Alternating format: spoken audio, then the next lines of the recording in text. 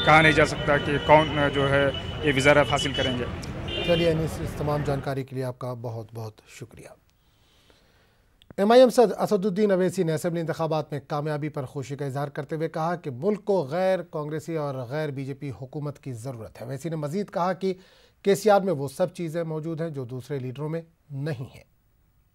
मकसद भी है कि दिल्ली में इंशाअल्लाह ताला एक non Congress non BJP government बने। दुआ करो मेरे भाई, एक non Congress non BJP government बने।